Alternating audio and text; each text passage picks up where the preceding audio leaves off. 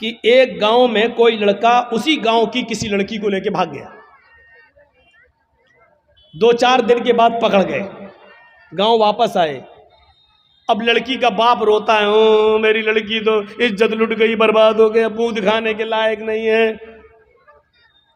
अब जोर डाला जाता है गांव की तरफ से कि तू लेके भागा था, चल अब शादी करो उसके साथ। ये गांव की तरफ से फैसला होता है शादी करो उसके साथ, और वो लड़का तैयार नहीं है शादी करने के लिए। वो लड़का कह रहा भाई शादी की तो कोई बात ही नहीं हुई थी। अब ये लड़की का बाप कह रहा है ये लड़का लेके भाग गया मेरी लड़की को। अब मेरी लड़की तो बदनाम हो गई, कुछ हुआ हो या ना हुआ हो, लेकिन बदनाम तो हम हो गए, कौन मेरी लड़की से शादी करेगा। लड़के का बाप ये कह रहा भाई दोनों बातें करते थे, मोबाइल पे लगे रहते थे रात रात भर, हम क्या करें। लड़का कह रहा हम शादी क्यों करें, शादी की कोई बात ही नहीं हुई है इससे हमारी। ठीक है हम भगा के ले गए तो तुम्हारे घर थोड़ी घुस के ले गए थे, हम फोन पे बात हुई फला जगह तुम आ जाओ, हम भी फला जगह चल रहे हैं, मोटरसाइकिल लेके आ जाएंगे। हम वहां मौजूद थे, ये आ गई, हम लेके भाग गए। अब गांव में जो सरपंच होते हैं, मुखिया लोग, सुनो, अगर यहां पर भी ऐसा होता है तो सुन ले, इस गांव का मुखिया और सरदार, कयामत के दिन तुम्हें भी गवाही देना पड़ेगी और अल्लाह के सामने तुम्हें भी जवाब देना पड़ेगा।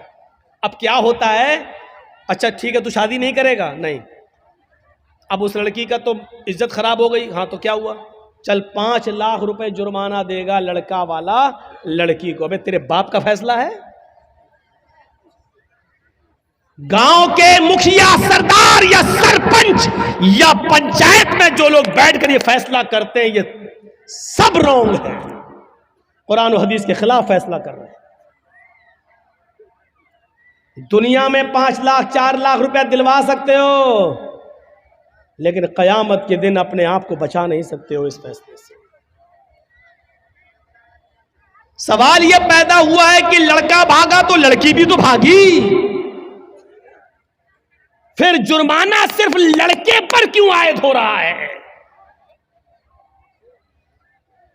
और लड़के का पैसा 4 लाख 5 लाख रुपए आप लड़की को और उसके बाप को दिला देते हैं। ये कहां की इंसानियत है, जबकि कुरान ये कह रहा है अज़्ज़ानियतु वज़्ज़ानी फजलिदू कुल्ल वाहिदतिन मिनहुमा मियता जल्दा। जिना करने की, बदकारी की शुरुआत लड़के की तरफ से पहले नहीं, लड़की की तरफ से पहले होती है। भागने और भगाने की शुरुआत लड़के की तरफ से नहीं, लड़की की तरफ से पहले होती है। ये सुई है, ये धागा है, जर्जी साहब सुई में धागा डाल रहे हैं, लेकिन सुई को हम ऐसे हटा देते हैं, धागा जा ही नहीं सकता है। जब सुई अपनी जगह पर खड़ी है, टस से मस नहीं हो रही है, तब धागा उस सुई के अंदर चला जाएगा। ये साफ सरी दलील है, अगर लड़की अपने आप को बचाए तो लड़का कभी उसके साथ जिना कर ही नहीं सकता। मौलवी जर्जीस की बात इंडियन कानून के खिलाफ है, लेकिन कुरान और हदीस की रोशनी में है। जिना की शुरुआत अगर लड़की भागने के लिए तैयारी ना हो तो लड़का भगा ही नहीं सकता है, लड़की भागती नहीं।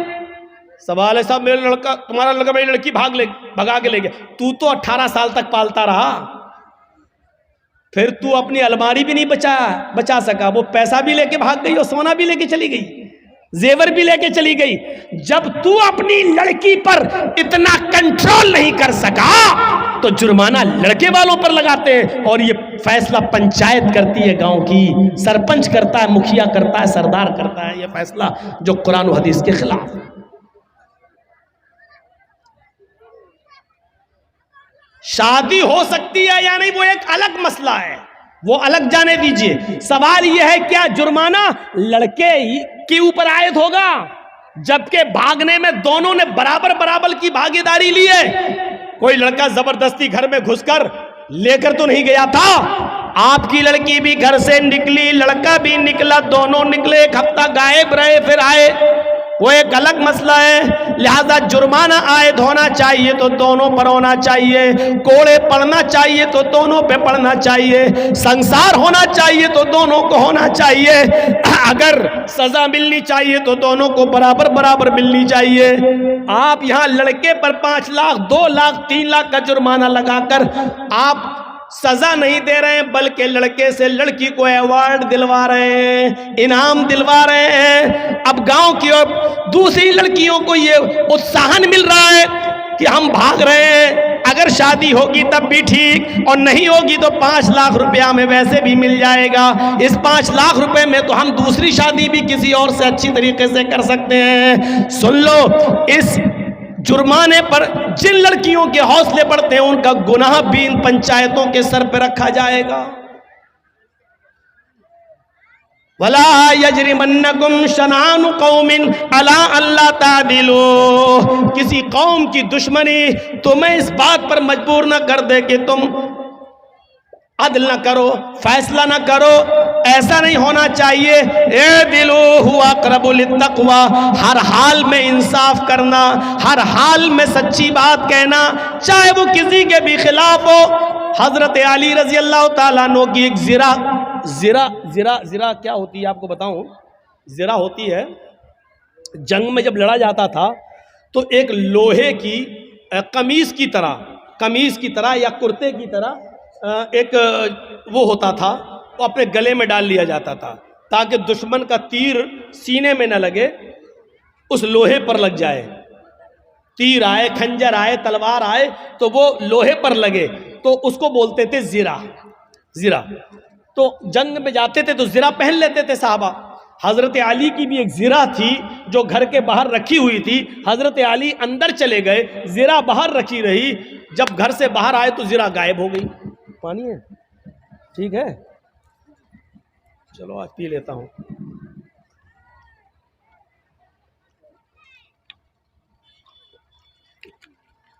वो जिरा गायब हो जाती है। और सुनिए, 6 महीने के बाद वो जिरा एक यहूदी के पास नजर आती है। आहा, सुनते रहिए मेरे भाइयों, बड़ा जबरदस्त मसला। किसके पास?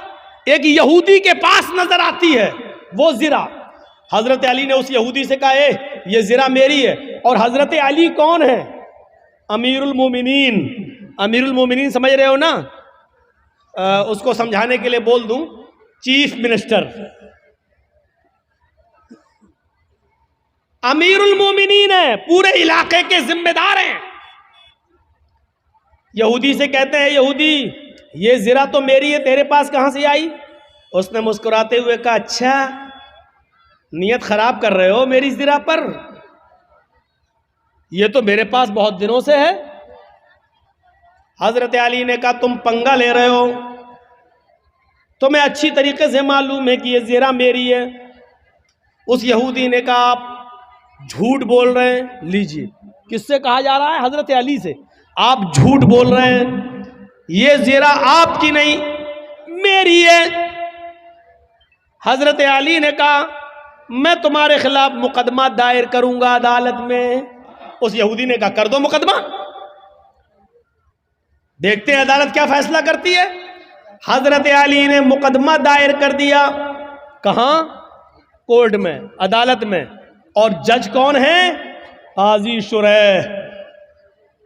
और ये जज किसने बनाया? हजरत अली ने। जज किसका? अली ने बनाया। लेकिन जज बना जरूर रहे हजरत अली, लेकिन जज ने यह नहीं देखा कि मुझे जज बनाया किसने। जज का मतलब यह होता है कि मुझे अदल और इंसाफ को कायम रखना है। कुरान की इस आयत के पेश नजर के वला यजरिमन्नकुम शनानु कौमिन अला अल्ला तादिलू इअदिलू हुवा अक़रबु लित्तक़वा। कभी किसी कौम की दुश्मनी तुम्हें गलत फैसला करने पर मजबूर न कर दे, सही फैसला करना, चाहे वो किसी के खिलाफ। उस यहूदी के पास नोटिस पहुंचा कि तुम्हें भी आना है। हजरत अली और यहूदी दोनों एक ही दिन पहुंचते हैं काजी शुरैह की अदालत में। काजी शुरैह की अदालत में ये ऐसा जज नहीं था जो हमारा चौकीदार बना देता है, इसलिए बाबरी मस्जिद का फैसला उनके पक्ष में चला जाता है, क्योंकि हमने आपका नमक खाया है तो नमक हलाली तो करना ही है। ये सिस्टम नहीं था वहां। हजरत अली रजी अल्लाह ताला अन्हु भी कोर्ट में मौजूद है, एक कटघरे में खड़े हैं, यहूदी भी दूसरे कटघरे में खड़ा है। पूछा है अली, मुकदमा आपने दायर किया है, बताओ क्या प्रॉब्लम है? कहा इस यहूदी के पास एक ज़िरा है, वो ज़िरा मेरी है, और यहूदी कहता है कि वो ज़िरा मेरी है, लिहाजा इस यहूदी से वो ज़िरा मुझे दिलवाई जाए। काजी साहब ने कहा है यहूदी, हजरत अली कह रहे हैं कि वो ज़िरा मेरी है, तुम इसके बारे में क्या कहना चाहते हो? उस यहूदी ने कहा हजरत अली झूठ बोल रहे हैं, ज़िरा मेरी है, इस वक्त मेरे पास है, मैं अदालत के बाहर रख कर आया हूं। काजी ने हजरत अली से कहा अली, ये शख्स कह रहा वो ज़िरा मेरी है, तुम कह रहे हो वो मेरी है, अभी ज़िरा तो इस यहूदी के पास ही रहेगी, क्योंकि उसका मालिक वो है, भी उसके पास है। लेकिन मुझे ये बताओ कि अगर वो ज़िरा तुम्हारी है तो तुम्हारे पास कोई गवाह है या नहीं? उस गवाह को बुलाओ, मैं उससे पूछूं उस ज़िरा में क्या क्या तुमने देखा है और किस बुनियाद पर कहते हो कि वो अली की ज़िरा है। हजरत अली ने कहा हाँ गवाह है। कहा कौन? कहा है। कहा उस गवाह को बुलाओ। जब गवाह को बुलाया गया तो वो गवाह हजरत अली के बेटे हजरत हसन थे। वो कटघरे में खड़े हुए और गवाही देने लगे, अय काजी साहब, ये मेरे अब्बू की ज़िरा है और मैं ज़िरा को अच्छी तरह पहचानता हूँ, मेरे बाप कभी झूठ नहीं बोले, लिहाजा ये ज़िरा मेरे अब्बू की है, मैं गवाही देता हूँ इस ज़िरा को यहूदी से लेकर मेरे बाप को दिलवाया जाए। काजी साहब का फैसला सुनिए, काजी साहब का फैसला सुनिए। काजी साहब कहते हैं अमीरुल मोमिनीन से, आए अली जी, आपकी गवाही आपके बेटे ने दी और शरीयत बाप के हक में बेटे की गवाही मोतबर नहीं मानती है। शरीयत कहती है, कुरान और हदीस कहती है, बाप की गवाही अगर बेटा दे तो उस गवाही को नहीं माना जाएगा, क्योंकि बेटा अपने बाप के खिलाफ बोलता ही नहीं है, वो अपने बाप की हिमायती में बोलता है। लिहाजा कोई दूसरा गवाह लाओ, आपके बेटे की गवाही शरीयत के मुताबिक कबूल नहीं। हजरत अली ने कहा एक दूसरा गवाह भी है मेरे पास। अपने गुलाम को बुलाया। जब गुलाम कटघरे में आता है, हजरत अली ने कहा ये मेरा गवाह है। गुलाम ने गवाही दी कि ये ज़िरा अली की है, हमारे आका की है। हजरत जज साहब ने पूछा काजी साहब ने कि तुम कौन हो? कहा मैं इनका गुलाम हूं। फरमाया कंबर नाम है मेरा, मैं इनका गुलाम हूं। कहा है अली, शरीयत कहती है मालिक के हक में गुलाम की गवाही भी कबूल नहीं की जाती है, क्योंकि गुलाम अपने आका के खिलाफ, अपने मालिक के खिलाफ बोलता ही नहीं है। उसके ऊपर अपने मालिक का प्रेशर होता है, वो जानता है कि अगर अपने मालिक के फेवर में नहीं बोला तो घर मार खाएंगे, हमें मारा जाएगा, सताया जाएगा। लिहाजा मालिक के हक में गुलाम की गवाही भी कबूल नहीं। ऐ अली, मुअज़्ज़रत के साथ आपकी गुलाम की गवाही भी कबूल नहीं की जाएगी, कोई और गवाह हो तो लाओ। हजरत अली ने कटघरे में खड़े होकर कहा, ऐ जज साहब, काजी साहब, इन दो गवाहियों के अलावा मेरे पास और कोई गवाही नहीं है। आजकल तो 100-100 रुपए में झूठे गवाह मिल जाते हैं। मेरे पास और कोई गवाही नहीं है। काजी साहब का फैसला होता है, ऐ यहूदी, हजरत अली ज़िरा को साबित करने में और गवाह पेश करने में नाकाम रहे। वो शरीयत के मुताबिक सच्चा गवाह पेश नहीं कर सके, और जो गवाह पेश किया वो शरीयत के दायरे में आता ही नहीं है। लिहाजा अली नाकाम रहे ज़िरा को अपना साबित करने में। वो ज़िरा के मालिक तुम हो और अदालत ये फैसला करती है कि वो ज़िरा के हकदार तुम ही रहोगे, वो ज़िरा तुम्हारी रहेगी, उस ज़िरा पर तुम्हारा हक है, तुम जा सकते हो और ज़िरा भी ले जा सकते हो। ये उस जज का फैसला है जो हजरत अली ने बनाया, ये उस काजी का फैसला जिसको हजरत अली ने बनाया। लेकिन कुरान और हदीस के मुताबिक फैसला किया। फैसला में अगर अगरचे जिरा में हजरत अली ही की थी, जिरा हजरत अली की थी, लेकिन गवाह वगैरह न लाने में ऐसा हो जाता है कि फैसला यहूदी के हक में करना पड़ता है। यहूदी उस जिरा को उठाता है, कटघरे से बाहर निकलता है, कहता है जज साहब आपके फैसले को सलाम करता हूं, आपने वही फैसला किया जो कुरान और हदीस में बताया गया, आपने वही फैसला किया जो मोहम्मद रसूलुल्लाह ने बताया, आपने वही फैसला किया। और मैं यही देखना चाहता था कि अमीरुल मोमिनीन अली के होते हुए मुझ पर जबर तो नहीं किया जाता, जुल्म तो नहीं किया जाता आपकी अदालत में, और अली ने यह साबित कर दिया है कि यहां पर जुल्म और ज्यादती का कोई शायबा भी नहीं पाया जाता है। अब मेरा फैसला सुन लीजिए जज साहब, काजी साहब, हजरत अली सच्चे हैं, ये जिरा हजरत अली ही की है, ये दरवाजे के बाहर रखी हुई थी, कोई नहीं था, मैं इसको उठा लाया, 6 महीने तक मैंने इसको छिपाया, और एक दिन जानबूझकर 6 महीने के बाद मैं अली के सामने आ गया ताकि अली मेरी जिरा को देख ले, फिर देखे क्या रिएक्शन लेते हैं, फिर सारी प्रतिक्रिया अदालत के मुताबिक चलती है। और हमने देखा इस पूरे मामले में जुल्म और सितम नहीं होता है, लिहाजा ये जिरा अली की है, मैं अली को दे रहा हूं। और आज इस बात का इकरार भी करता हूं कि आपने कुरान और हदीस के मुताबिक सच्चा फैसला सुनाया। आज इस्लाम से मैं भी अपना रिश्ता जोड़ रहा हूं। अशहदु अल्ला इलाहा इल्लल्लाह व अशहदु अन्ना मुहम्मदन अब्दुहु व रसूलुहु, ये कलमा पढ़कर हजरत अली इस्लाम के सामने वो यहूदी इस्लाम ले आता है। यहां से आप अंदाजा लगाइए कि हजरत अली के खिलाफ फैसला हो रहा है, हजरत अली के खिलाफ फैसला हो रहा है, तो किसी की दुश्मनी तुम्हें इस बात पर मजबूर न कर दे कि तुम उसके साथ नाइंसाफी करो। नाइंसाफी नहीं होनी चाहिए। अमर इब्न आस के लड़के ने मुल्क के शाम के अंदर एक यहूदी बच्चे को इस बात पे थप्पड़ मार दिया था।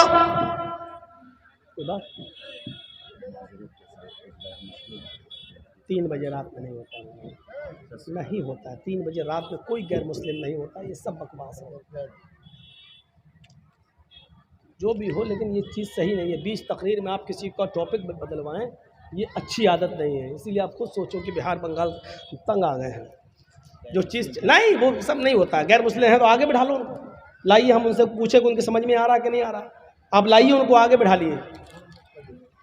जो भी हो, कोई भी मुखिया हो, लेकिन ये चीज़ सही नहीं है। बीच में तकरीर चल रही, इस्लामी तकरीर चल रही, कुरान हदीस की तकरीर सुन रही। अब आप वेद सुनना चाहते हैं, यानी कुरान हदीस छोड़ के वेद सुनना चाहते हैं, आप लोगों से चंदा कर रहे हैं, आप कुरान हदीस के नाम पे वेद सुनना चाह रहे हैं, यानी कुरान हदीस की कोई वैल्यू नहीं रही, सारा वेद की इतनी वैल्यू बढ़ गई है। खुद फैसला करो कि हम कहाँ जा रहे हैं, कहाँ जा रहा मामला है। नौटंकी बन के रह गई है जलसों। रात के 2:35 हो रहे हैं और अब हिंदू भाई जाग रहे होंगे। शिवरात्रि पे तो जागते नहीं है, नवरात्रि पे तो जागते नहीं है अपने, वो रात में 2:35 पे जागेंगे। और आप लोगों का हिसाब ही गलत है। जलसा हो, गैर मुस्लिमों को कुर्सियां लगा के आगे बिठाइए और उनको सुनवाइए, तब हमको बुलाइए, हम वेद पढ़ेंगे। आप भैंस के आगे बीन बजाओ, भैंस क्या समझेगी बेचारी। हम वेद पढ़ देंगे, अभी इतना वेद पढ़ देंगे, इतना वेद पढ़ देंगे कि आप तंग आ जाएंगे। अब सही है पढ़ रहे हैं कि गलत पढ़ रहे हैं, आप क्या जाने। ये तो एक हिंदू ही बेचारा समझ सकता है कि उसके यहाँ है कि नहीं है। ये सब चीज़ें बहरहाल गलत हैं कि आप किसी का टॉपिक 20 तकरीर में आप बदलवाएं। या तो आप पहले टॉपिक दे देते हमें, मौलाना साहब आपका टॉपिक ये रहेगा, आपको इस पे बोलना है। आप पहले हमें टॉपिक नहीं दे रहे हैं, जलसे का डेट ले रहे हैं, तो हमें नहीं बता रहे हैं कि आपको क्या बोलना है, और फिर बीच में आप हमसे कहेंगे कि वेद पढ़िए। ये चीज़ सिस्टम सही नहीं है। अब यहाँ से हम वेद कहाँ से घुसेड़े बताइए तो आप। अब घुसेड़ रहे हैं तो हमारा मौजू छूट रहा है, जिस पे हम बोल रहे हैं, वो हमारा छूट रहा है। और ये तकरीर जब यूट्यूब के जरिए दूसरे लोग सुनेंगे तो कहेंगे ये मौलवी कितना जाहिल है, बोल रहा था इस पे और फिर आ गया इस पे, इसको कुछ आता ही नहीं है। आपको वैसे ही मालूम है कि कितने मुल्ला मौलवी हमारे पीछे पड़े हुए हैं। तो थोड़ा सा सब्र करिए आप। मुखिया जी से मेरी गुजारिश है, जिसने पर्चा दिया है उनको चाहिए कि टॉपिक पहले दिया करें, 20 तकरीर में गड़बड़ ना कराएं। चाहे हमें बुलाएं या ना बुलाएं, इसकी कोई परवाह नहीं है हमें, अल्लाह की कसम कोई परवाह नहीं है। हमें मत बुलाइए आप, मैं आपसे हाथ जोड़कर भी अपील कर रहा हूं, मत बुलाइए हमें। हम आना भी नहीं चाहते हैं बिहार में और झारखंड में, क्योंकि मैं 20 साल से पक चुका हूं। मत बुलाइए मुझे, मैं कह दे रहा हूं बस। लेकिन 20 तकरीर में इस तरीके से रुस्वा मत करिए किसी को, आप किसी का टॉपिक चेंज कराकर, मुझे अच्छा नहीं लगा ये आज। तो सुनिए मेरे भाइयों, जो बात मैं बोल रहा था वो ये कि अमर इब्न आस के लड़के को इस बात पे यहूदी लड़के को कोड़ा मार दिया कि तेरा घोड़ा मेरे घोड़े से आगे कैसे निकला, एक थप्पड़ मार दिया। और छोटा सा बच्चा, वो 12 साल का यहूदी बच्चा, सीधे सीधे कहता है कि मैं अब जाऊंगा और मैं इस शहर के गवर्नर अमर इब्न आस से इसकी शिकायत करूंगा कि तुमने मुझे थप्पड़ मारा है। बेटा क्या कहता है, अमर इब्न आस का बेटा क्या कहता है यहूदी बच्चे से, अरे जा, जिससे भी शिकायत करना हो कर, मेरा कोई कुछ नहीं कर सकता, मैं उसी गवर्नर का बेटा हूं, मैं अमर इब्न आस का बेटा हूं, मैं अमर इब्न आस का बेटा हूं, मुझे कोई कुछ नहीं कर सकता। फिर यहूदी बच्चे की हिम्मत नहीं हुई, भाई गवर्नर का बेटा है अब क्या होगा, जैसे यूपी में मंत्री का बेटा गाड़ी चढ़वा दिया। अब सोचिए उत्तर प्रदेश की फिजा क्या हो रही है, अंडा चोरी, किताब चोरी, बकरी चोरी, ये मुकदमे लगे हैं आजम खां के ऊपर, अभी तक 2 साल से जेल में है। और एक आदमी मंत्री का बेटा 8 किसानों के ऊपर गाड़ी चढ़ा दिया तो 4 महीने में जेल से बाहर आ गया, 4 महीने में जेल से बाहर आ गया। क्यों, मंत्री का बेटा है और गिरा राज्य मंत्री का बेटा है, तो अब आप सोचिए कौन क्या कर सकता है। तो वो अमर इब्न आस के बेटे ने सोच लिया कि मेरा क्या, अब क्या होगा। यहूदी बच्चे ने सोचा ये तो उस गवर्नर का बेटा है। 1 महीने के बाद जब हजरत उमर आते हैं और उन्होंने तमाम लोगों को इकट्ठा किया, पूछा तुम अमर इब्न आस से खुश हो या नहीं, मैंने जिसको गवर्नर बनाया था तुम उससे खुश हो या नहीं। तमाम लोग कहते हैं खुश हैं, अमर इब्न आस की हुकूमत बहुत अच्छी चल रही है, अच्छा काम कर रहे हैं, हमें कोई परेशानी नहीं है। एक छोटा सा बच्चा, वही 12 साल का यहूदी का, खड़ा होकर कहता है कि मैं अमर इब्न आस से खुश हूं, सब कुछ ठीक है, लेकिन अमीरुल मोमिनीन एक चीज का इंसाफ मुझे चाहिए। आज से 1 महीना पहले अमर इब्न आस के बेटे ने मुझे थप्पड़ मार दिया था, सिर्फ इसलिए कि मेरा घोड़ा इनके घोड़े से आगे निकल गया था। इसी बात पर गुस्सा होकर इन्होंने थप्पड़ मार दिया था। अच्छा, इधर आओ।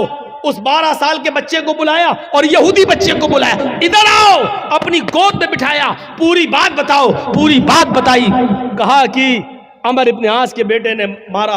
कहा फिर तुमने शिकायत क्यों नहीं की? कहा इसलिए नहीं की कि अमर इब्न आस के पास जब मैं आ रहा था तो अमर इब्न आस का बेटा मुझसे बोला मेरा कुछ नहीं होगा, मैं अमर इब्न आस का बेटा हूं, मैं गवर्नर का बेटा हूं, मेरा कोई कुछ नहीं कर सकता। फरमाया अच्छा चलो एक थप्पड़ मारो। एक थप्पड़ अमर इब्न आस के बेटे के मारा गया, जोर से थप्पड़ लगाया गया, जल्लाद ने थप्पड़ लगाया। फिर अमर इब्न आस से कहा आप भी इधर आइए। अमर इब्न आस ने कहा मुझे क्यों? जल्लाद से कहा एक थप्पड़ इसके बाप के भी मारो, इस गवर्नर के भी मारो। पूछा ऐसा क्यों? कहा पहले थप्पड़ खाओ उसके बाद बताता हूं। एक थप्पड़ अमर इब्न आस के भी पड़ गया। अमर इब्न आस ने कहा आपका इंसाफ तो ठीक है, बेटे ने मारा था, बेटे को मारा गया, लेकिन मुझे किस लिए मारा गया है आया अमीरुल मोमिनीन, क्या आप ये बताएंगे? फरमाया हाँ तुम्हें इसलिए मारा गया है क्योंकि तुमने अपने बेटे को सही तालीम नहीं दी है, तुमने अपने बेटे को सही तरबियत नहीं दी है, तुमने अपने बेटे को सही दर्स नहीं दिया है। तुम्हारा बेटा ये कैसे बोला कि मैं इस शहर के गवर्नर का बेटा हूं, मेरा कोई कुछ नहीं कर सकता? इसका मतलब यह है कि तुमने उनको इस्लाम की तालीम नहीं दी है, उनको तुमने इस्लाम की दावत नहीं दी है, उनको बताया नहीं है कि इस्लाम में अमीरी गरीबी कुछ नहीं, छोटा बड़ा कुछ नहीं होता है, सब बराबर है। आपके बेटे को ये तरबियत कहां से मिली कि मेरा बाप गवर्नर है, मेरा कोई कुछ नहीं कर सकता है? तुमने अपने बेटे को सही तालीम नहीं दी है, इसलिए ये थप्पड़ तुम्हें मारा गया। अब आइंदा तुम अपनी औलाद को भी सही तरबियत दोगे।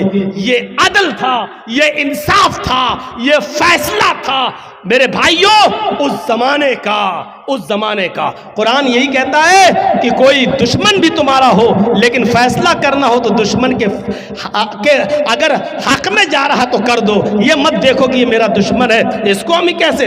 वला यजरिमन्नकुम शनानु कौमिन अला अल्ला तादिलू, कोई कौम की दुश्मनी तुम्हें किसी के साथ बेइंसाफी करने पर मजबूर न कर दे। एक और चीज कुरान कहता है, कुरान ने ये बात बताई है और इस बात पर हम आपकी बात थोड़ा सा रख लेंगे, वेदों के मंत्र भी चलो इसमें हम थोड़े से जोड़ देंगे मेरे भाइयों। यहां पर कुरान ने दुश्मनी की एक वजह यह बताई है कि दुश्मनी कब होती है लोगों के दरमियान, उसके जड़ को खत्म कर दिया है। और उसके जड़ को खत्म करते हुए क्या कहा, वला तसुब्बुल्लज़ीना यदऊन मिन दूनिल्लाहि फयसुब्बुल्लाह अदवन बिगैरि इल्म। तुम दूसरों के माबूदों को बुरा भला मत कहो, तुम दूसरों के बुजुर्गों को बुरा भला मत कहो, तुम दूसरों के बुजुर्गों को गाली मत दो।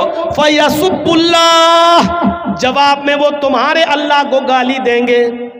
भाई तुम, अल्लाह के नबी ने फरमाया तुम किसी की माँ को गाली मत दो।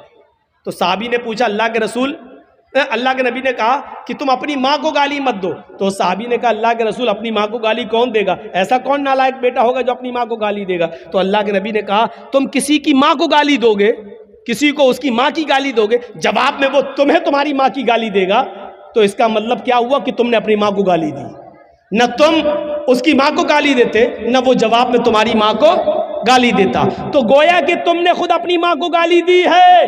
कितनी अच्छी बात है, बताइए, इतनी अच्छी बातों को छोड़कर आप ओम भोम सुनना चाहते हैं, समझ से बाहर की बात है। तुम दूसरों के बुजुर्गों को गाली मत दो, दूसरों के खुदाओं को गाली मत दो, वरना वो तुम्हारे असली खुदा को गाली देंगे।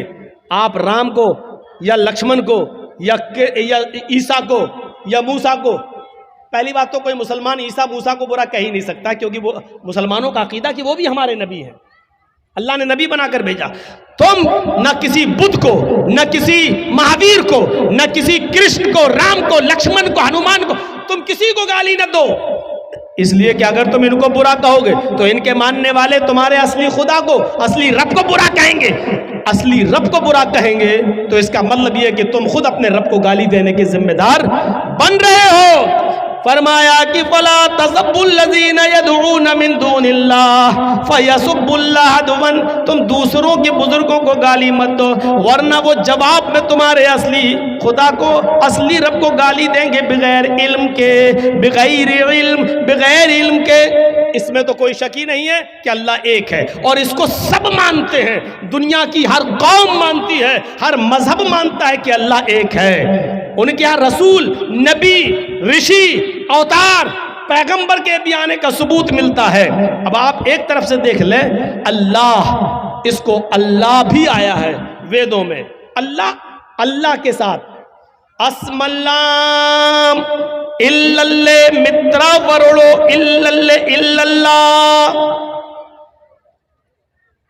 देख रहे हैं आप, अस्मल्लाम इल्लल्लाह मित्रा वरोड़ो, इस दुनिया का बनाने वाला अल्लाह है, अल्लाह के शब्द के साथ आया है, अल्लाह के शब्द के साथ। इल्लल्ले मित्रा वरोड़ो इल्लल्ले, उसके अतिरिक्त कोई अल्लाह नहीं है, उसके अलावा कोई नहीं है, उसके अलावा कोई है ही नहीं। ये अल्लाह के साथ आया है, ईश्वर के साथ भी आया है, प्रभु के साथ भी आया है, बहुत आया है, और अग्नि के साथ भी आया है, अग्नि के साथ भी आया है। कुरान की फर्स्ट आयतें आप उठाएंगे, अल्हम्दुलिल्लाहि रब्बिल आलमीन अर्रहमानिर रहीम मालिकी यौमिद्दीन, वेद आप खोलेंगे तो आपको भी सबसे पहले यही पंक्तियां मिलेंगी। महीदेवस्य सवितु परिष्टुति, महीदेवस्य सवितु परिष्टुति, महान है हमारा वो देवता जिसके लिए सारी की सारी प्रशंसा, जिसके लिए सारी की सारी तारीफ है। महान है वो हमारा देवता जिसके लिए सारी की सारी प्रशंसा और सारी की सारी तारीफ है। अल्हम्दुलिल्लाहि रब्बिल आलमीन, सारी तारीफ उस अल्लाह के लिए जो दोनों जहान का पालने वाला है। उसके बाद दूसरा मंत्र वेद में, बसुरुद्दयमाना, वो बड़ा दयालु और कृपालु है। बसुरुद्दयमाना, उससे ज्यादा दयालु और कृपा करने वाला कोई है ही नहीं। अर्रहमानिर रहीम, वो बड़ा रहम करने वाला, इंतहाई मेहरबान है, उससे ज्यादा रहम करने वाला कोई है ही नहीं। वेद के अंदर पढ़िए आप, नई सुपथराए आसमान, नई सुपथराए आसमान, सुंदर पथ रास्ता, राय चलाना आसमान, हमको हमारे फायदे और लाभ के लिए सुंदर रास्ते पर चला, हमको हमारे फायदे के लिए, लाभ के लिए सुंदर रास्ते पे चला। इहदीना सिरातल मुस्तकीम, हमको सीधे रास्ते पे चला, सुंदर पथ रास्ता, सुपथा राय आसमान, हमको सुंदर रास्ते पे चला। इहदीना सिरातल मुस्तकीम, हमको सिराते मुस्तकीम पर, हमको सीधे रास्ते पर चला। मेरे भाइयों, आप देख सकते हैं वेदों में ये स्पष्ट है, वेदों में साफ अल्लाह भी आया है। कुरान की जो शुरू की आयतें वो वेदों के शुरू में इस तरीके से आई हुई हैं। वेदों में तौहीद भरी पड़ी है। यचित्तियो यो पिम्मिम्मा नस्तस्मा देवी शोरीरिशा, जो भी मांगो उससे मांगो। यचित्तियो यो पिम्मिम्मा, जो भी मांगो उससे मांगो, वही सब कुछ देने वाला है। नस्तस्मा, नहीं दे सकता है कोई दूसरा। देवीशो, देवी देवता, ऋषा तुम्हें कुछ भी, उसके अलावा कोई दूसरा देवी देवता तुम्हें कुछ भी नहीं दे सकता है। देखिए कितना स्पष्ट कह दिया। यचित्तियो यो पिम्मिम्मा नस्तस्मा देवी शोरीरिशा, जो कुछ भी मांगो उससे मांगो, उसके अतिरिक्त उसके अलावा कोई भी देवी देवता तुम्हें कुछ भी नहीं दे सकता है। इसी को कुरान कहता है, वला तदउ मिन दूनिल्लाहि मा ला यनफउका वला यदुर्रुक फइन फअलत फइन्नका इज़म मिनज़ ज़ालिमीन। फइन फअलता फइन्नका इज़म मिनज़ ज़ालिमीन, अल्लाह को छोड़कर तुम किसी और को मत पुकारो, अल्लाह को छोड़कर तुम किसी और से मत मांगो, अल्लाह को छोड़कर तुम किसी और के पास मत जाओ। वला तदउ मिन दूनिल्लाह मा ला यनफउक वला यज़ुर्रुक, वो तुम्हें न लाभ दे सकता है, न हानि, न नुकसान पहुंचा सकता है, न फायदा, न प्रॉफिट दे सकता है, न लॉस दे सकता है। वो किसी चीज का मालिक नहीं है, सिर्फ अल्लाह है, और कोई भी तुम्हें कुछ भी नहीं दे सकता। फाइन फालता फइन्नका इज़म मिनज़ ज़ालिमीन, अगर तुम ऐसा करोगे तो जालिम करार दिए जाओगे, अगर ऐसा करोगे तो जालिमों में लिखा जाएगा तुम्हारा नाम, अगर ऐसा करोगे तो जुल्म का शिकार बन जाओगे, जालिम कहलाए जाओगे तुम। यानी अल्लाह के अलावा दूसरे से मांगोगे तो जालिम करार दिए जाओगे। ये वेदों में लिखा हुआ है कि जो कुछ मांगना है ऊपर वाले से मांगो, जो कुछ भी मांगना अल्लाह से मांगो, उसके अलावा अगर किसी और के सामने अपना दामन फैलाओगे तो जालिम लिखे जाओगे, जालिम करार दिया गया है। इसी को कुरान दूसरी जगह कहता है, इन्नल्लज़ीना तदऊन मिन दूनिल्लाहि लन यख्लुकू ज़ुबाबन वलव इज्तमऊ लहू, अल्लाह को छोड़कर तुम जिनको पुकार रहे हो, जिनसे बेटा बेटी मांग रहे हो, जिनके आस्थानों पे जा रहे हो, वो सब मिलकर एक मक्खी भी पैदा करने की ताकत नहीं रखते। लन यख्लुकू ज़ुबाबन, वो एक मक्खी भी पैदा करने की ताकत नहीं रखते, एक मक्खी भी पैदा नहीं कर सकते, इतने कमजोर है वो, मक्खी पैदा नहीं कर सकते। अरे मक्खी अगर कुछ लेके उड़ जाए तो ये सब पकड़कर उस मक्खी से वो चीज छीन भी नहीं सकते। वहीं यस्लुबहुमुज़्ज़ुबाबु शैअन ला यस्तनक़िज़ूहु मिन्हु, उससे वो चीज छीनने की, वापस लेने की भी ताकत नहीं रखते। ये इस्लाम का नजरिया है। और उधर हिंदू धर्म ने साफ कह दिया है, कोई नहीं है जो तुम्हें कुछ दे सके, अल्लाह के अलावा कोई भी, ईश्वर के अलावा कोई भी देवी देवता नहीं है जो तुम्हें कुछ दे सके। एकम ब्रह्मादित्य नास्ति नास्ति किंचन, इस ब्रह्मांड का रचयिता और रचनाकार एक ही है, दूसरा नहीं है। एक और जगह ऋग्वेद में कहा, अहम ब्रह्मा अस्ति, अहम सूर्य अस्ति, अहम चंद्र अस्ति, अहम इंद्र अस्ति, हम ही ब्रह्मा है, ब्रह्मांड के रचयिता और रचनाकार हम ही है। हम सूर्य अस्ति, दिन बनाने वाले और रोशनी पैदा करने वाले भी हम ही है। हम चंद्र अस्ति, रात लाने वाले और रात में रोशनी करने वाले और अंधेरा भी करने वाले हम ही हैं। हम इंद्र अस्ति, हम ही इंद्र हैं, सारे खजाने तुम्हें देने वाले भी हम ही हैं। जो कुछ भी मांगो हम ही से मांगो, हमारे अतिरिक्त, हमारे अलावा तुम्हें कोई कुछ नहीं दे सकता है। ये तौहीद भरी पड़ी है वेदों के अंदर।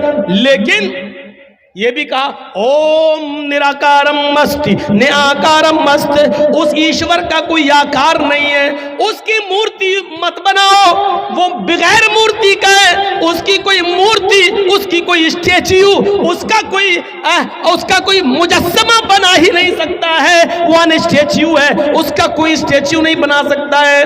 ओम निराकारम मस्त, वो निराकार है, उसका कोई आकार है ही नहीं है। इसलिए साष्टांग कर्तव्यति मस्तिष्क दृष्टिकोणास, लिहाजा जब भी साष्टांग करो, प्रार्थना करो, प्रे करो, इबादत करो, नमाज पढ़ो, तो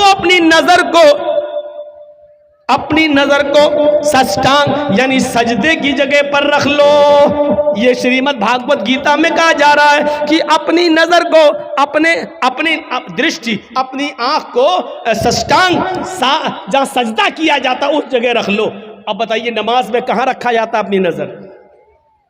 सजदे की जगह पर, सजदे की जगह पर। यही बात गीता में कही गई है कि जब भी तुम प्रे करो, इबादत करो, पूजा करो, तो अपनी दृष्टि और अपनी आंख कहां रख लो? सजदे की जगह पर, सजदे की जगह पर रख लो।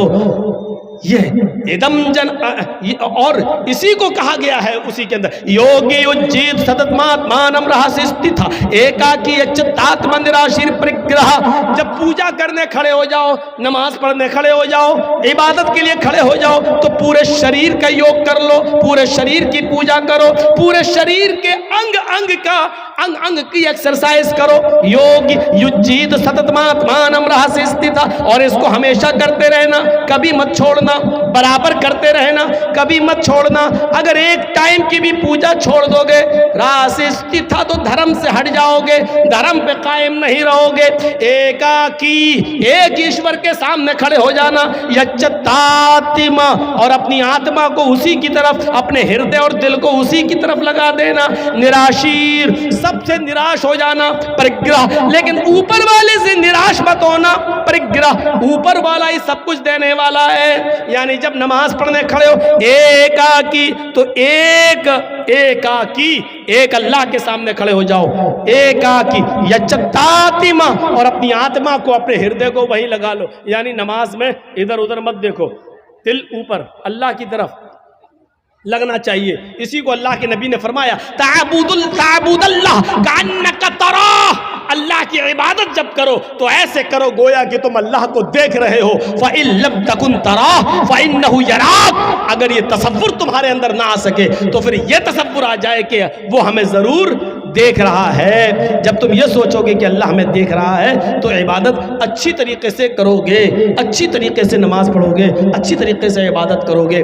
वेदों में अल्लाह का नाम, वेदों में नबी का नाम, वेदों में कुरान का नाम, वेदों में आखिरत का, कयामत का जिक्र वेदों में भरा पड़ा है मेरे भाइयों। लेकिन 20 साल की वेदों से भरी जिंदगी और 20 साल से संस्कृत और रामायण गीता सुनाने के बाद भी हम इस नतीजे पर नहीं पहुंचे कि इतना सुनाने के बाद एक गैर मुस्लिम को भी मुसलमान बनाया जा सका हो। मेरे प्यारे साथियों, 20 साल से वेद पढ़ रहे हैं, 20 साल से तकरीरें वेद और रामायणों पर हो रही हैं, लेकिन 20 साल की जिंदगी में एक भी बिहार, बंगाल की सरजमीन पर एक भी आदमी ऐसा नहीं आया जो वेद और रामायण सुनकर यह कहा हो कि हम इस्लाम ला रहे हैं, हम मुसलमान हो रहे हैं। क्योंकि मेरे भाइयों, हमने सही टाइम का इंतखाब नहीं किया है। जिस वक्त हमारे गैर मुस्लिम भाई सुनना चाहते हैं, उस वक्त आप सुनाना नहीं चाहते हैं। हमारे उत्तर प्रदेश में अभी तो खैर इलेक्शन का दौर है, 1 साल पर शायद प्रोग्राम नहीं हो रहा है। बम्बई वगैरह चले जाइए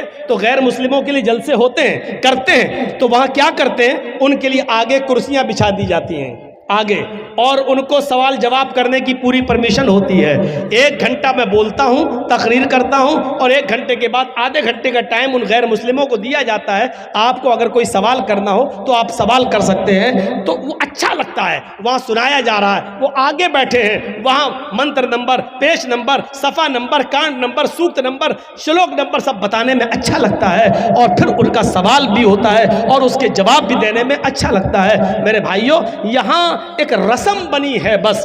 हमने तो कभी नहीं कहा कि मेरे नाम के आगे चतुर्वेदी लगाओ। पता नहीं इश्तिहार में क्यों लिखने लगे हैं। मैं इस बात का इकरार करता हूं, भरे मजमे में इकरार करता हूं, मैं चतुर्वेदी नहीं हूं। अल्लाह की कसम, मैं चतुर्वेदी नहीं हूं। मैं फिर कसम खाकर कहता हूं, अल्लाह की कसम, मैं चतुर्वेदी नहीं हूं। मैंने कई जलसों में कहा कि मेरे नाम के आगे चतुर्वेदी नहीं लगाओ, मैं नहीं हूं चतुर्वेदी। आप जुल्म करते हैं, धोखा देते हैं आवाम को चतुर्वेदी डालकर। और हम ही नहीं, हिंदुस्तान के अंदर इस वक्त मुसलमानों में कोई चतुर्वेदी है ही नहीं।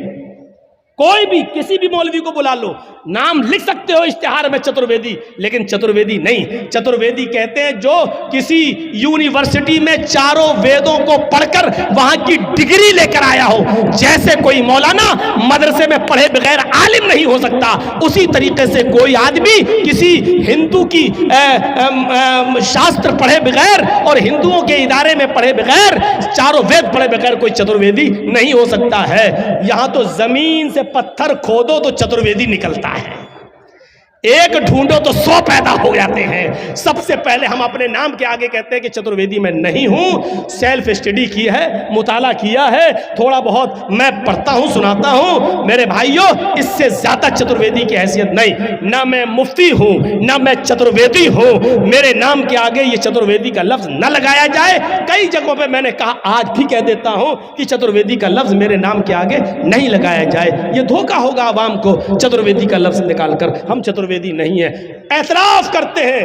कोई अगर मुझे जाहिल कहता है तो कहता रहे, कोई मुझे अनपढ़ और गंवार समझता है तो समझता रहे, ये उसकी अकल पर डिपेंड करता है। लेकिन मुझे इस बात का एतराफ और स्वीकार करने में कोई शर्म पैदा नहीं हो रही है। अल्लाह की कसम, मैं चतुर्वेदी नहीं हूं। तो मेरे भाइयों, आपके कहने पर मैंने इतने मंत्र पढ़ दिए हैं, वो मंत्र मेरे खुद समझ में नहीं आए, रात के 3 बजे सुना रहा हूं, तो आपके क्या समझ में आए होंगे, अल्लाह ही बेहतर जाने।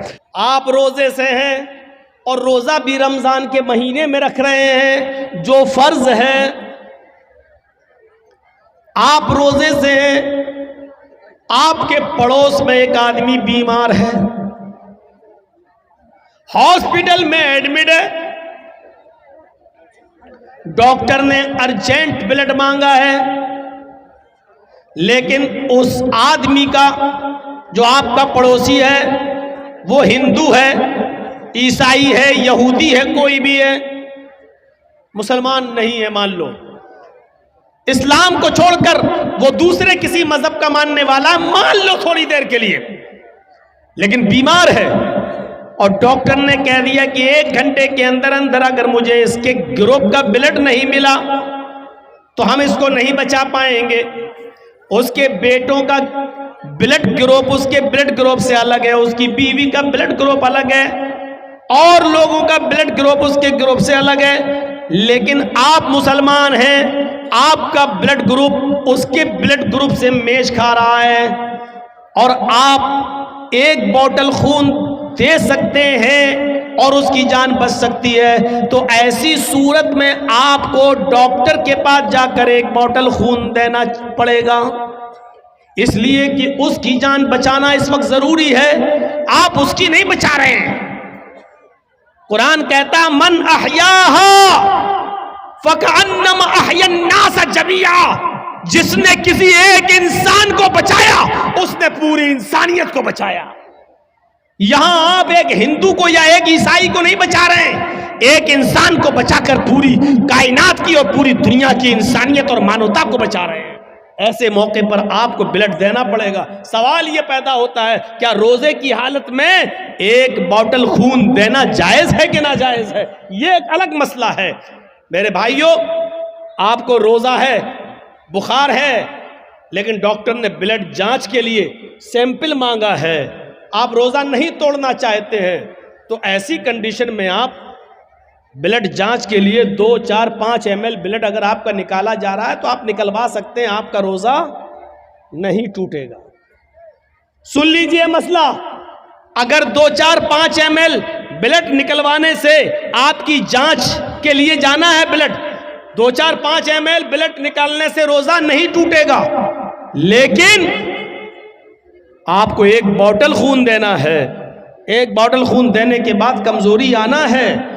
कमजोरी जब आती है तो ब्लड निकालने वाले आपके हाथ में पहले एक बॉल पकड़ा देते हैं ताकि खून का सर्कुलेशन बना रहे, और आप ऐसे ऐसे बॉल दबाते रहेंगे और ब्लड निकलता रहेगा। और ब्लड निकालने के बाद, एक बोतल खून देने के बाद, फिर आपको 2 बिस्किट चाय या कोई जूस पिलाया जाता है। ये हर हॉस्पिटल का एक नियम है। लिहाजा ऐसी सूरत में आप रोजे से हैं तो आपका वो ब्लड लेगा नहीं, वो आपको कहेगा कि पहले आप रोजा तोड़िए, कुछ खाइए, क्योंकि ब्लड निकलने से आपको और कमजोरी पैदा हो जाएगी।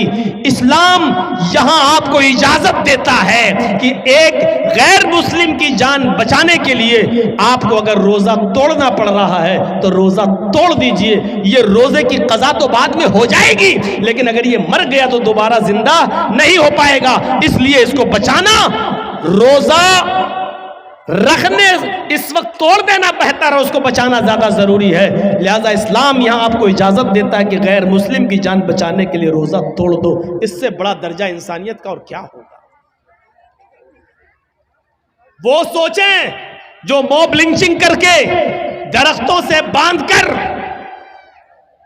जय श्री राम के नारे लगवाकर जो एक इंसान की जान ले लेते हैं, वो सोचें कि वो किस धर्म के पासदार हैं और किस धर्म की रक्षा कर रहे हैं वो। और वो भी सोचें जो बिना किसी गलती के किसी को पकड़कर अल्लाह अकबर का नारा लगाकर उसकी गर्दन को काट देते हैं और उड़ा देते हैं और समझते हैं कि हमने बहुत बड़ा जिहाद कर दिया है। वो सोचें कि इंसानियत का एहतराम तो ये इस्लाम ने पेश किया है कि रोजा तोड़ दो लेकिन दूसरे की जान बचा लो। अगर तुम्हारा ब्लड उसके ब्लड से मिल रहा है तो आप ब्लड दो और उस इंसान की जान बचाओ, इसलिए कि इंसानियत को आप बचा रहे हैं। एक इंसान को नहीं बल्कि सारी कायनात के इंसान को आप बचा रहे हैं। यह है इस्लाम का दर्स, यह है इस्लाम की तालीम, यह है इस्लाम की शिक्षा, यह है इस्लाम का मेरे भाइयों नजरिया। इससे बड़ी इंसानियत और क्या हो सकती है। एक और चीज पर गौर कीजिए आप। जाओ बेटा जाओ, जल्दी जाओ, आपकी बीवी इंतजार कर रही है घर पे। पहले बैठ जाएंगे फिर भागेंगे, किसी तरह थोड़ा सुकून होता है। तो ये एक और नजरिए से सोचिए।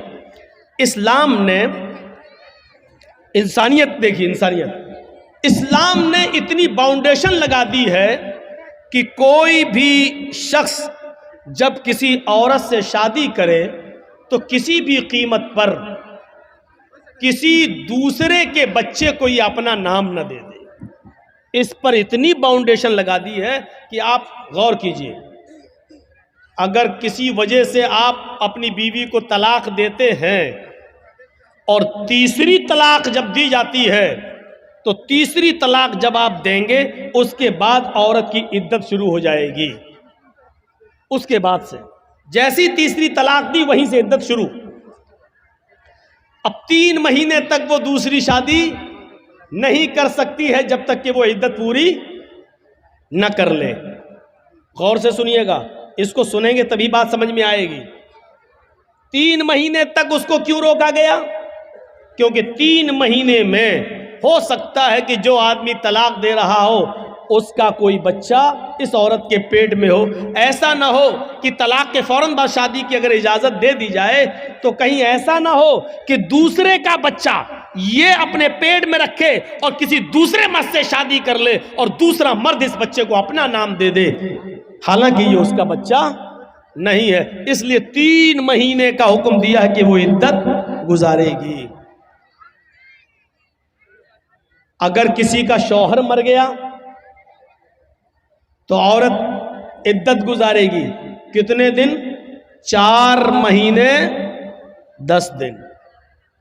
अगर किसी औरत का शौहर मगरिब से पहले इंतकाल किया है, मगरिब की अजान से पहले इंतकाल किया, तो वो दिन इद्दत में शामिल किया जाएगा, 1 दिन माना जाएगा।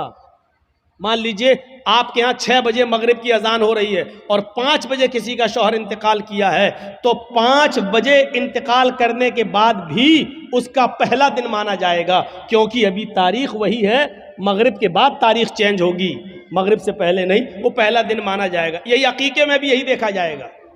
7वें दिन जो बच्चे का अकीका किया जाता है यहीं से देखा जाएगा। मान लीजिए आपका बच्चा जुमे के दिन मगरिब से पहले पैदा हुआ है तो जुमे का दिन पहला दिन माना जाएगा। जुमा, शनिचर, इतवार, सोम, मंगल, बुध, जुमरात। अब अकीका कब होगा? जुमरात को। और अगर जुमे के दिन मगरिब के बाद बच्चा पैदा हुआ है मगरिब के बाद तो जुमे का दिन नहीं जोड़ा जाएगा, फिर शनिचर का दिन जोड़ा जाएगा। पहला दिन शनिचर, इतवार, सोमवार, मंगल, बुध, जुमरात, जुमा। अब अकीका कब होगा? जुमे के दिन होगा। इस बात को याद रखिएगा। और 7वां दिन कब पड़ेगा? जुमे का दिन। अगर जुमे को मगरिब के बाद बच्चा पैदा होता है तो अरबी में महीने की शुरुआत मगरिब के बाद से होती है। हम लोग चांद कब देखते हैं? मगरिब की अजान हो जाती है, नमाज के बाद देखते हैं। जब चांद हो गया तो वहीं से महीना शुरू, वहीं से तारीख शुरू, वहीं से 1 तारीख हो गई और वो दूसरे दिन मगरिब तक 1 तारीख रहेगी। जो शब कदर में आप रात जागते हैं तो कब जागते हैं? 20वां रोजा होता है, मगरिब के बाद 21वीं रात शुरू हो जाती है। आप 21वीं, 23वीं, 25वीं जो रात जागते हैं वो इसी हिसाब से जागते हैं। तो मेरे भाइयों, औरत अगर 5 बजे उसका शौहर खत्म हुआ है तो वो पहला दिन माना जाएगा औरत का, 1 दिन। इसके बाद 4 महीने और 10 दिन। ये 4 महीने 10 दिन औरत की इद्दत के दिन क्यों शुमार किए गए आपको मालूम है? ताकि मरे हुए आदमी का हमल इस औरत के पेट में ना हो सकता है कि वो छिपा रही हो, हमल पेट में ना हो। 4 महीने 10 दिन की मुद्दत बहुत हो गई है। अगर उसके पेट में बच्चा होगा तो 4 महीने में इस औरत का पेट थोड़ा बहुत बाहर निकल आएगा, जिससे पता चल सकता है कि इसके पेट में फला आदमी का बच्चा है। अगर है तो जब तक बच्चा पैदा नहीं हो जाता तब तक उसकी इद्दत रहेगी, और अगर नहीं है तो 4 महीने 10 दिन के बाद ये औरत कहीं दूसरा निकाह करना चाहे तो कर सकती है, ताकि किसी दूसरे आदमी का, इस मरे हुए आदमी का बच्चा किसी दूसरे आदमी का नाम ना पा जाए। ये इस्लाम ने एक बाउंडेशन लगा दी है। बाउंडेशन बहुत सख्ती है इस मामले में। हाँ, खुला का मामला थोड़ा सा अलग है। एक चीज होती है, मर्द तलाक देना नहीं चाहता, औरत तलाक लेने पर मुसिर है, नहीं हमें तलाक चाहिए, हमें नहीं रहना है तेरे पास। मान लीजिए बहुत सा शराबी जुआरी आदमी है, औरत नहीं रहना चाहती है और आदमी उसको तलाक नहीं देना चाहता, नहीं हम नहीं देंगे। ऐसी सूरत में औरत खुला लेती है।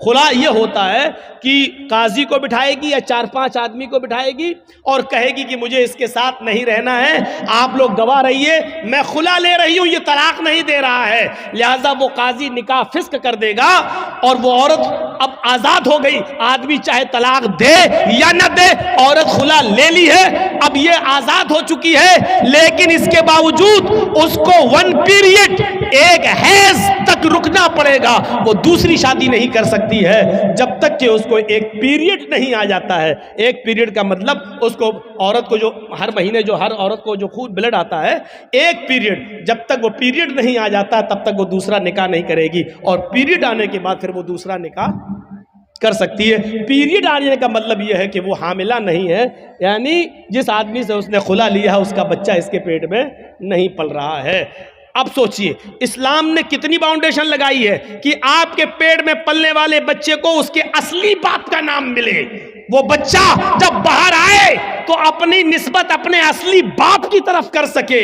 कितनी हिफाजत की है इस्लाम ने नस्ल की, और नस्ल को पाकीज़ा बनाने की कितनी हिफाजत की है। लेकिन इसके बावजूद इस्लाम ये भी कहता है, अगर खुदा न खास्ता किसी औरत के पेट में हराम औलाद पल रही है, जिना की पैदावार है, और उसने इकरार भी कर लिया है कि हराम औलाद है, वो कह भी रही है कि फला आदमी से मेरा साथ संबंध बन चुका था और उसका हमल मेरे पेट में है, तो इस्लाम इंसानियत का वो दर्स देता है कि हराम औलाद होने के बावजूद अगर किसी औरत के पेट में पल रही है तो पेट में बच्चे को मारा नहीं जा सकता है। अगर इस्लामी कानून कहीं है और जिनाकार की सजा पत्थरों से मार मार के मार डालना है, लेकिन अगर वहां यह पता चल जाए कि इस औरत के पेट में बच्चा है, अगरचे नाजायज है, अगरचे हराम है, तो इस्लामी मुल्क भी उस औरत को सजा नहीं दे सकता जब तक कि बच्चा पैदा ना हो जाए, क्योंकि गलती उसकी मां की है, उस बच्चे की नहीं जो पेट में पल रहा है। गौर कीजिए, इस्लाम हराम औलाद को भी मारने की इजाजत नहीं देता है। जो औरतें अपने पेट में हलाल बच्चों को गिरा देती हैं, उनको अपने बारे में सोचना चाहिए। कल कयामत के दिन ये बच्चा जिसको तुमने गिराया है अपने पेट से, कयामत के दिन ये बच्चा अपने माँ की पिस्तान और अपने माँ की छातियों से लटका हुआ आएगा। जा यौमल क़यामती व मुअल्लकुम बैन सदियहा, वो बच्चा क़यामत के दिन इस हाल में आएगा कि मुअल्लकुम बैन सदियहा, अपने माँ की दोनों पिस्तान से लटका हुआ होगा, अपनी माँ की पिस्तान से दूध चूस रहा होगा। और अल्लाह कहेगा, आए इस माँ की पिस्तान से दूध चूसने वाले बच्चे, क्या तेरी कोई शिकायत है? क्या तू कुछ बोलना चाहता है? क्या तुझे अपने रब से कुछ कहना है? अल्लाह उसको जबान देगा। वो छोटा सा बच्चा जो अपने माँ की पिस्तान से दूध चूस रहा होगा, अपनी जबान हटाएगा, अपना मुंह हटाएगा, यकूल, और अल्लाह से शिकायत करेगा, या रब्बी हाज़िही उम्मी क़दलतनी, अल्लाह ये मेरी माँ है जिसका दूध मैं पी रहा हूँ, जिसकी पिस्तान से मैं लटका हुआ हूँ। अल्लाह ये मेरी माँ है जिसने दुनिया में मुझे मार डाला था। अल्लाह ये मेरी माँ है जिसने दुनिया में मुझे कत्ल कर दिया था। हाज़िही उम्मी क़तलतनी, अल्लाह ये मेरी माँ है जिसने दुनिया में मुझे मार डाला था। अल्लाह ये मेरी माँ है जिसने दुनिया में मुझे कत्ल कर डाला था। हाय अल्लाह, ये दुनिया में मेरी ना हुई, तू इसका मत हो, इसको भी तू जहन्नम में फेंक दे। अल्लाह रब्बुल आलमीन फिर उस औरत को जिसने दुनिया में अपने बच्चे को का मर्डर किया, बिना किसी गलती के, बिना किसी परेशानी के, उसने ये सोच कर कि 3 लड़कियां पहले से, चौथा भी मेरी लड़की है, अल्ट्रासाउंड में चेक कराने के बाद पता चला लड़की है, नहीं हमें नहीं चाहिए, और एबॉर्शन करा दिया, गिरा दिया। कयामत के दिन इस औरत को जहन्नम में फेंक दिया जाएगा और वो बच्चा अपनी माँ को खुद जहन्नम में ले जाने का सबब बनेगा कि नहीं अल्लाह, इसने दुनिया में मुझे मार डाला था। इस्लाम तो हराम और नाजायज़ औलाद भी गिराने की इजाज़त नहीं देता है। ये इंसानियत का एहतराम है, इंसानियत का एहतराम। इस्लाम में बहुत, जहां थोड़ा बहुत मसला हार्ड लगता है, वहीं आसानी भी पैदा होती है। मान लीजिए रमज़ान का महीना और 20 रोज़े गुजर चुके हैं। आज कोई हिंदू है या कोई ईसाई मुसलमान हो रहा है और वो 20वें रोज़े को मुसलमान हुआ, तो अब वो रोज़ा कब से रखेगा? रोज़े तो पूरे महीने के फ़र्ज़ हैं, लेकिन कोई हिंदू या कोई ईसाई या कोई यहूदी 20वें रोजे को मुसलमान हो रहा है। 20 रोजे तक हिंदू था, ईसाई था, या यहूदी था, या जैनी था, बुद्धिस्ट था। 20 रोजे के बाद मुसलमान हो रहा है 20वें रोजे को, तो अब वो रोजा कब से रखेगा?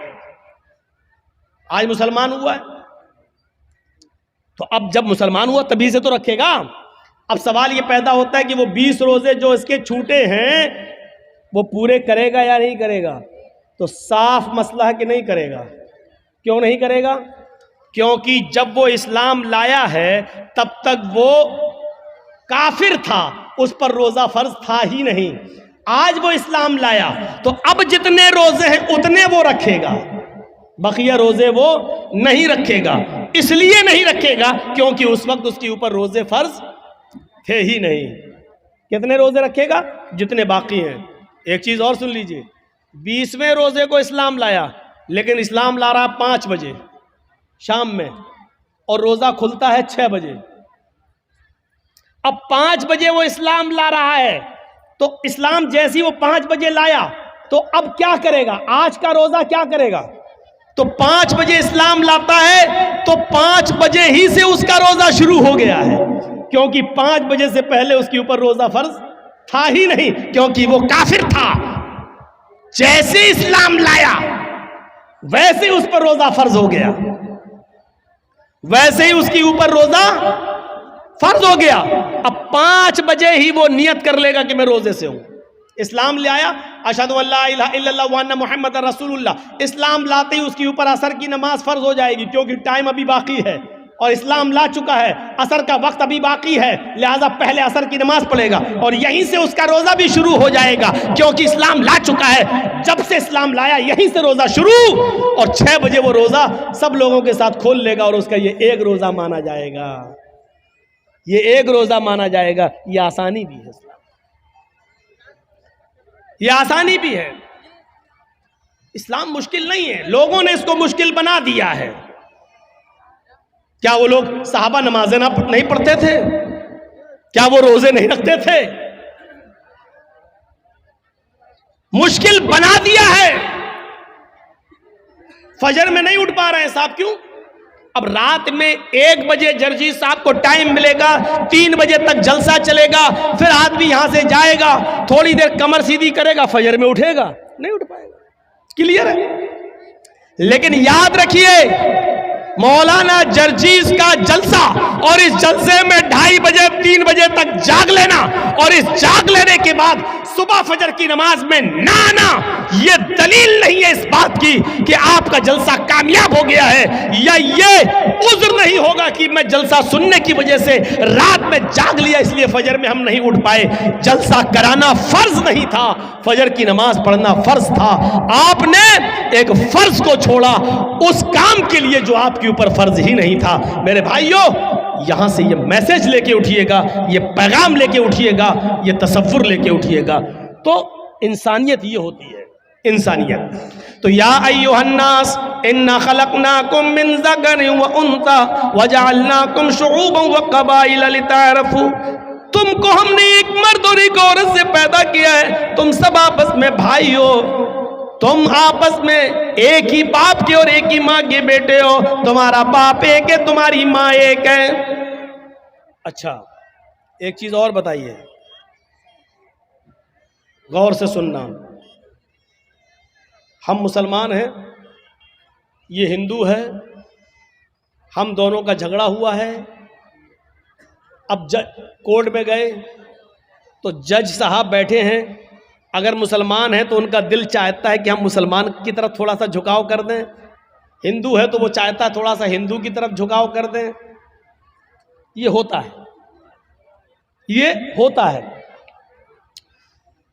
कुरान ने इंसानियत, यहां पर इंसानियत को फरोग दिया है, इंसानियत को बढ़ावा दिया है और कहा अगर तुम सच्चे मुसलमान हो तो फैसला करते वक्त न कौम देखोगे, न बरादरी देखोगे, न जात देखोगे, न मजहब देखोगे,